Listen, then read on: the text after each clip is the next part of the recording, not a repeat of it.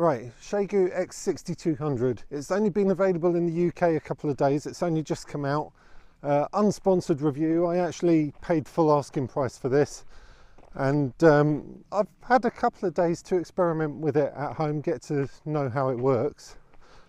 The last video was a bit of a... I think I actually closed by saying I want to reserve judgment till I got it out in the field. And it was a bit of a lukewarm review. There were a couple of issues with it. So plan for today, I'm on my way to Fifield Down, GB0067. It's a POTA, parks on the air. I've got the 6200 with me in the backpack. We're going to set it up to a full-size inverted L and give it a go on there, just see how we get on. Right, I'll give you a really quick equipment overview. So at the bottom of my mast down here, I've got a 49:1 and roughly about 20 meters or so of wire. So it's an end-fed half wave for 40 meters, up a 7-meter mast, and heads off, and you probably won't see it on camera. It's pegged out somewhere over here. A bit of Ultraflex 7 Sahara, so it's the white one, down to my bag down here where I've got the X6200 and going to be logging on a tablet. Calling CQ, standing by for any calls.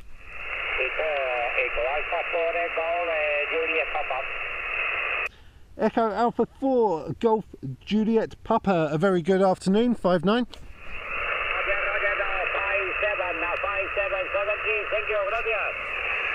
Roger, Roger, got the 57. Thank you for the contact first in the book. 73. Echo Alpha 1, Bravo United Lima. Echo Alpha 1, Bravo United Lima. Good afternoon. Also 59. Go ahead. Roger, Roger, Roger. Thank you for 5x9, 5x7, 57. Thank you. Bye bye. CQ Parks on the air. Standing by for any calls. Florida 5, Papa Yankee India.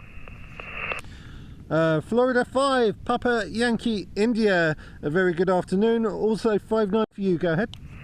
QSL, you're 5 and 7, 57 from Florida 5, Papa Yankee India. QSL. QSL got the 57. Thank you very much for the contact, my friend. 73. Have a great weekend.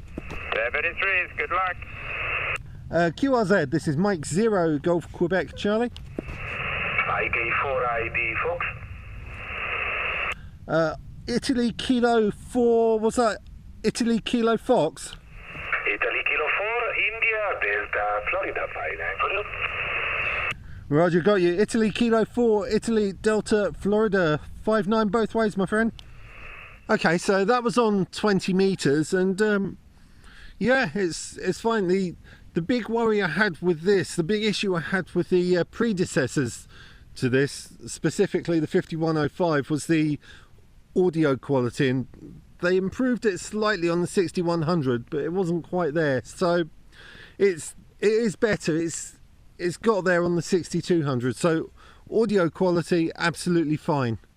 Let's give it a go on 40 meters. Golf Delta 3 Zulu November. Very good afternoon. Thank you for coming back to the call, and thank you for 55. You're 5 and 9 with me. 5-9 here at. I'm actually in a POTA. Golf Bravo 0067, Fifield Down, which is in Wiltshire. Go ahead. Yeah, roger that. M0GQC GD3ZZN. Yeah, okay, on the POTA 0067, I think you said it was. Thanks for the 5 and 9. I can't give you as good, I'm afraid. The band is a bit up and down at the moment, but you were fully readable on that last transmission at about the same. 5 and 5, 5 and 555. Name here is Martin, Mike Alpha, Romeo Tango, Yankee Norway, and I'm located in the town of Port Erin, which is Papa Oscar Romeo Tango, Echo Romeo India November. Port Erin on the southwest corner of the Isle of Man. Name is Martin, by the way. M0GQC from GD3ZZN. Right, M0 Golf Quebec Charlie. This is Golf Driver 2 Mike Oscar returning. Okay, thanks very much. I didn't quite catch your name on that over. There's quite a bit of noise accompanying the signal. MOP, GB MOP is a special vegetation for the music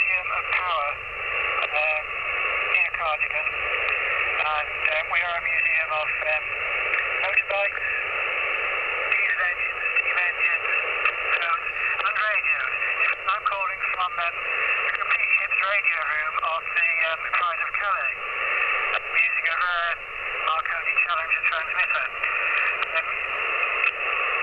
Probably running about 300 watt sessions into an X half wave. Back to you again. And your name again, please. Zero Golf Quebec Charlie. This is GB2 MOP. Florida 5, November Zulu Oscar, I think that was. Good afternoon, 5-9. Okay, James, this is Florida 5, November, Zulu Ontario. Florida 5, November, Zulu Ontario. Good afternoon, you are 4x4, Victor LM. Okay, so, closing thoughts. The X6200. I'll be honest, I've sat here for about 15-20 minutes just racking my brains trying to work out what I'm going to say and which way I'm going to go with this. I got this yesterday and I was messing about with it in my shack at home, and I'll be honest, it didn't exactly blow me away.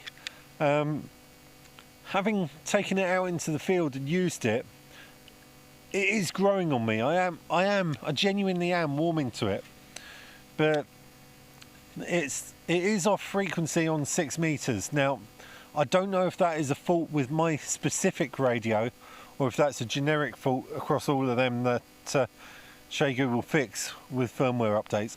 I don't know. For a budget radio, I mentioned in my previous video, slightly digital sounding audio. I think that's an artifact of the compression they're using on this. For budget radio, I can live with that, and for budget radio, it's absolutely fine. But this costs £800, so that, to me, isn't.